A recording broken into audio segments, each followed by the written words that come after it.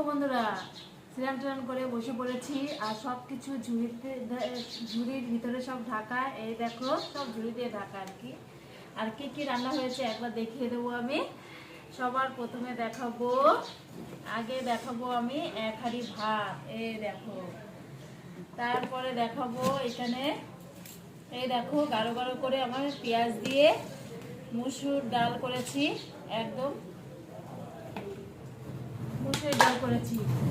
এইখানে করেছি এই দেখো গা মাখা করে বড় বড় সাইজে ভোলা মাছ, সুন্দর মাছটা ছিল আজকে। আর ডিমওয়ালা মাছ, ভোলা মাছের ডিম থাকলে খুব ভালো লাগে খেতে।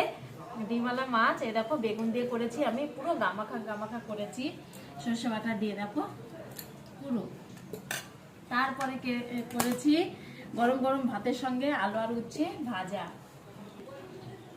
এখন টাটা।